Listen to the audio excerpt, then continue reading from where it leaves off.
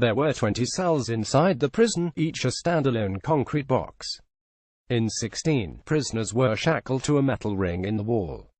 In 4, designed for sleep deprivation, they stood chained by the wrists to an overhead bar. Those in the regular cells had a plastic bucket, those in sleep deprivation wore diapers. When diapers weren't available, guards crafted substitutes with duct tape, or prisoners were chained naked in the cells. The cell block was unheated, pitch black day and night, with music blaring around the clock. Related CIA torture lawsuit settled against psychologists who designed techniques. The atmosphere was very good, John Bruce Jessen told a CIA investigator in January 2003, 2 months after he interrogated a prisoner named Gul Rahman in the facility. Nasty, but safe. Bruce Jessen. Photograph Acelu Jessen, one of the 2 contract psychologists who designed the CIA's enhanced interrogation techniques, spent 10 days in the secret prison near Kabul, Afghanistan, in November 2002. 5 days after he left, Rahman, naked from the waist down and shackled to the cold concrete floor, was discovered dead in his cell from hypothermia. In August, Gul Rahman's family and Mohammed Ben Saud and Suleiman Abdullah Salim, 2 surviving prisoners of the Afghan Black Site, reached an out-of-court settlement in their lawsuit against Jessen and James Mitchell seeking restitution for torture.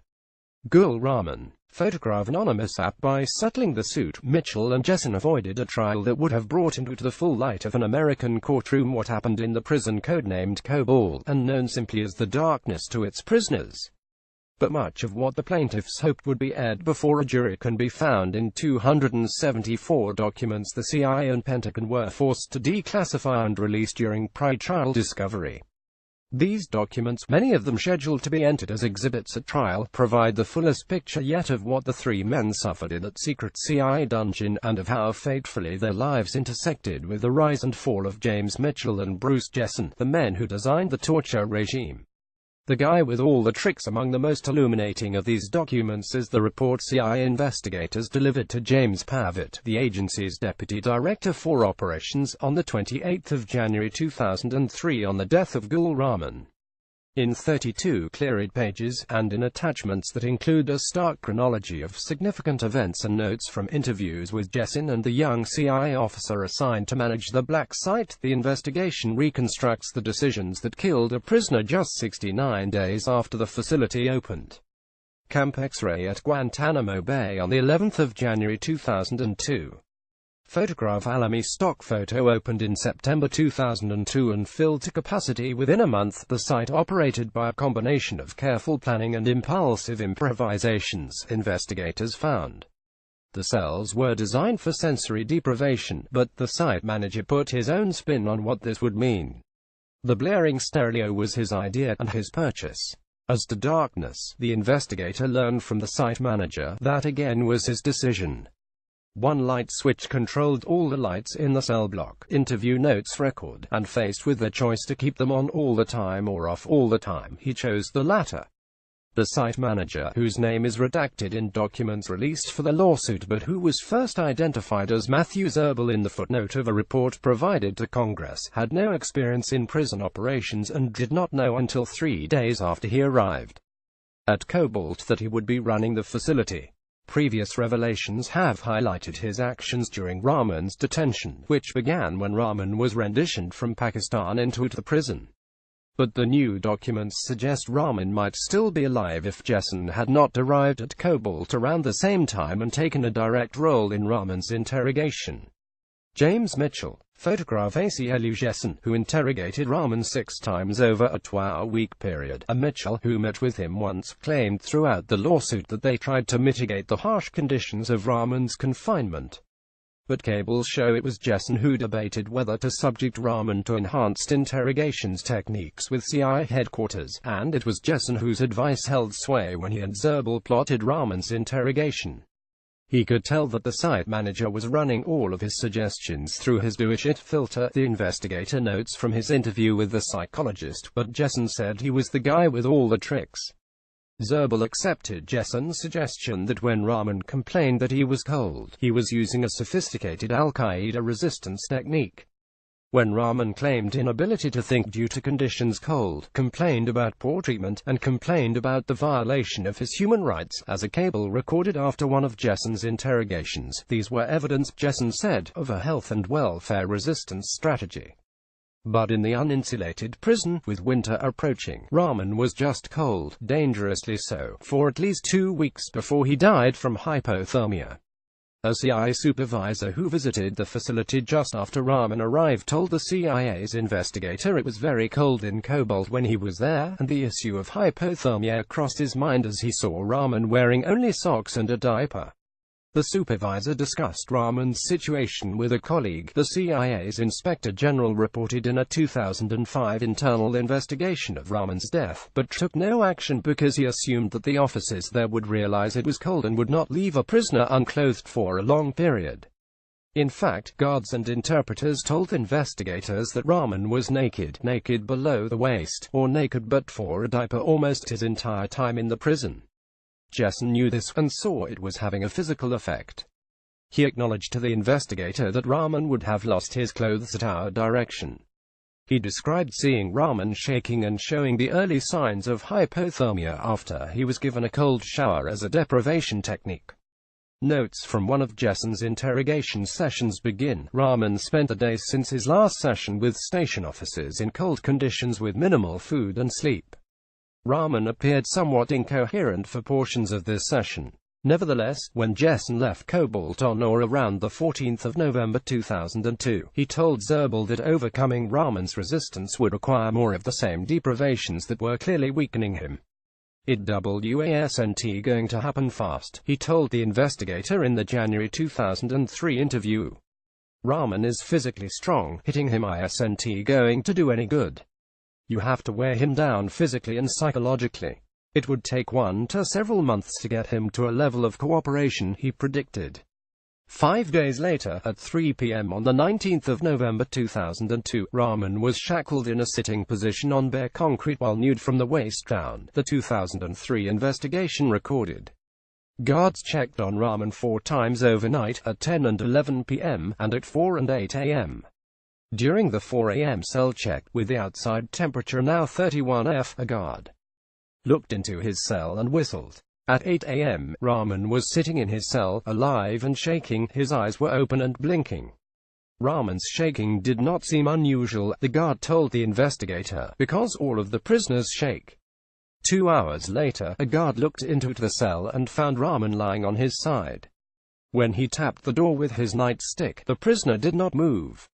A U.S. Army helicopter in Afghanistan in March 2002. Photograph Getty Images. We read out a list. The road to a contract psychologist telling a CIA investigator that he was the one with all the interrogation tricks began just a year before, in early 2002, when Jessen and Mitchell wrote a paper titled Countermeasures to Al-Qaeda Resistance to Interrogation Techniques. The paper, released with redactions for the first time during the lawsuit, promised to deliver methods for recognizing when captives were using sophisticated resistance techniques and strategies for developing countermeasures. The paper was based on the pair's reading of the Manchester Manual, an extremist's handbook that included a section on the brutal interrogations recruits were likely to experience in the prisons of authoritarian regimes. The manual combines advice like stay psychologically and mentally calm and maintain alertness and foresight with practical instructions on how to respond to torture. In their countermeasures paper, Mitchell and Jessen conflate all of these as resistance strategies. Sticking to a story, requesting a lawyer, complaining about prison conditions, asking for medical attention, reporting torture, all of these, the pair wrote, reveal that a sophisticated level of resistance training is available to high-risk Al-Qaeda operatives. The fact that the paper opened with the caveat "we are not experts in Arab culture or the organization of Al-Qaeda" did not dampen enthusiasm for their ideas. Through the spring of 2002, the two psychologists marketed their approach for overcoming the resistance of Al-Qaeda fighters, Jessen to the Pentagon and Mitchell to the CIA. They pitched the product in 2 PowerPoint presentations illustrated with what they called the circle metaphor, a diagram they peddled as an effective way of thinking about resistance behavior. In his pre-trial deposition, Jessen insisted that the interrogation methods he and Mitchell first proposed to defeat this resistance included no physical pressures and were consistent with the Geneva Conventions. But by April, Jessen was crafting an exploitation draft plan that included holding captives in soundproof cells in secret facilities that were beyond the reach of the Red Cross, the press, and U.S. and foreign observers. A few months later, Jim and I went into a cubicle, as Jessen recalled during his deposition. He sat down at a typewriter, and together we read out a list that became the CIA's enhanced interrogation techniques. Abu Zubaydah. Photograph MCT via Getty Images. CIA cables produced for the lawsuit chronicled the application of the techniques during the CIA's 2002 interrogation of Abu Zubaydah, who was waterboarded at least 83 times. Mitchell joined that interrogation a few weeks after Zubaydah, who was captured in Pakistan in March, was delivered to the agency's first black site in Thailand, and many of his team's communications with CIA headquarters have a test lab feeling. A series on the design of confinement boxes has titles like Comments re Likely Psychological Impact of the Confinement Box on the Redacted Process with AZ, and further comments on construction and particulars concerning an additional confinement box for use during upcoming interrogation of Abu Zubaydah. Other cables describe in grinding detail how their techniques were combined in actual interrogation sessions, and their crushing, dehumanizing effect.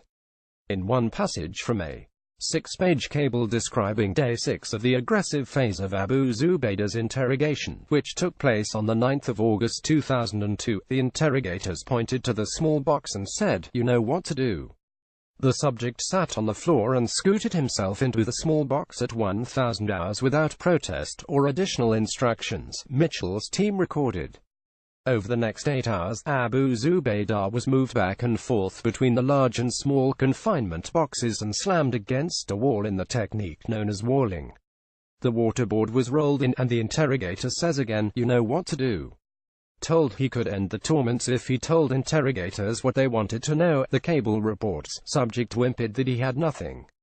8 days later, a cable from the Thai black site was extolling the success of the 3-week aggressive phase of Abu Zubaydah's interrogation, the goal of which had been to induce complete helplessness, compliance, and cooperation from the subject, and to reach the stage where we have broken any will or ability of subject to resist or deny providing us information.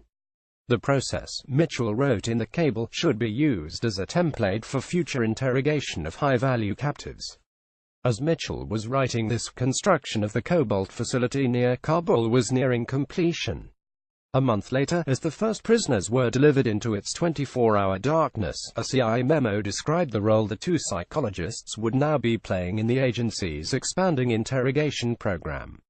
The direct assessment, called a mental state exam, can be done shortly after the initial capture by either Jim or Bruce, it said. This will allow them to determine the best physical and psychological pressures that will be needed to get this individual to a compliant state as quickly as possible. To meet the anticipated demand for the pairs, EITs, interrogators in both the CIA and Pentagon were reading the countermeasures paper, seeing the PowerPoint slides, and attending trainings on the techniques. "Hey, Jim, I really enjoyed the conference," begins an email to Mitchell after a gathering of a nice group of people that included interrogators, psychologists, and psychiatrists from Guantanamo.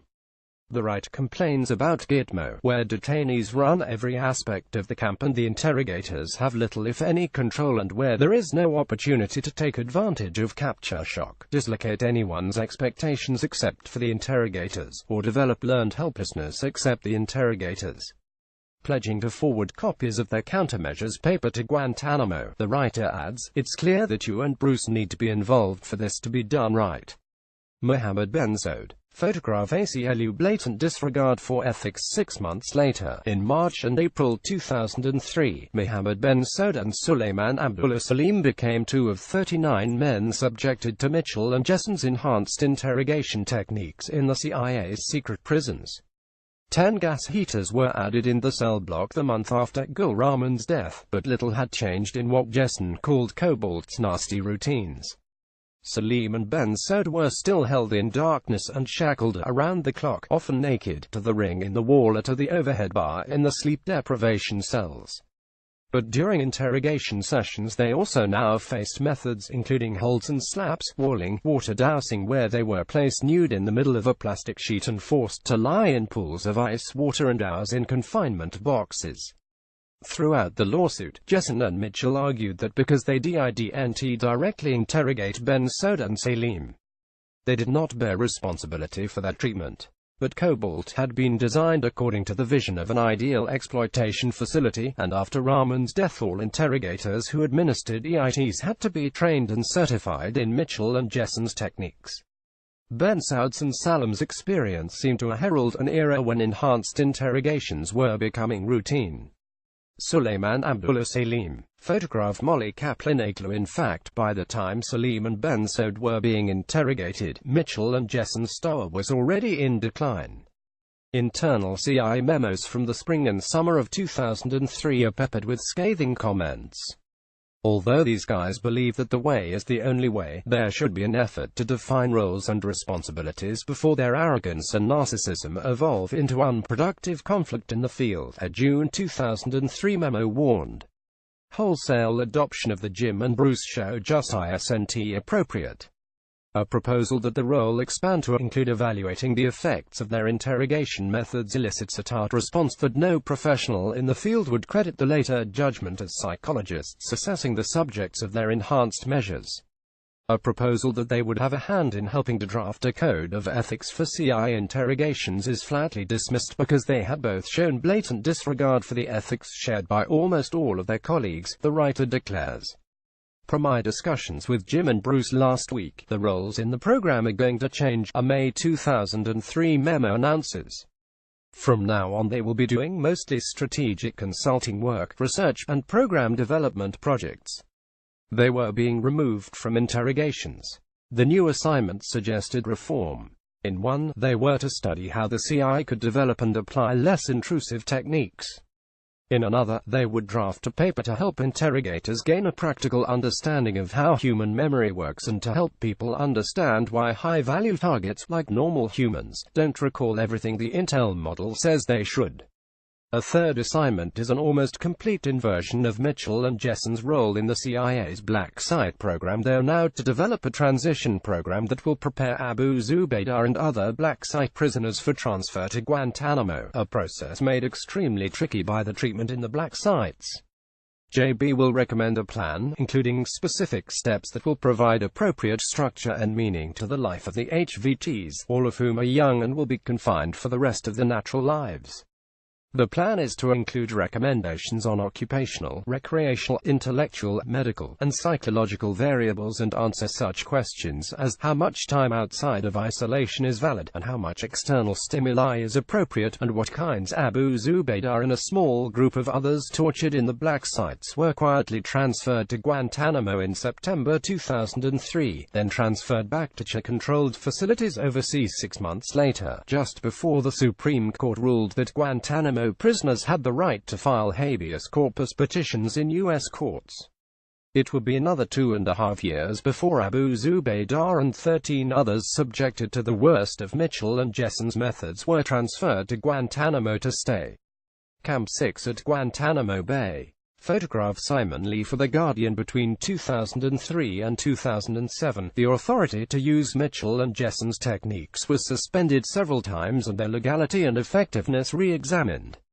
Each review further discredited the pair's description of CIA captives as super-resistors who could be broken only with their cocktail of brutal interrogation methods. Abu Zubaydah's cooperation did not correlate well with his waterboarding sessions, the CIA's Office of Medical Services concluded in one internal review. When Zubaydah was forthcoming, it was not because he had been waterboarded, but because questioning had changed to subjects on which he had information. In October 2006, senior CIA interrogators, psychologists and managers reviewed all of the approved EITs and prepared a new list to present to Congress that would comply with the just enacted Military Commissions Act. An internal CIA document declassified for the lawsuit records that the panel eliminated 4 of the techniques outright, including 3 that Salim and Ben-Sod had suffered in Cobalt.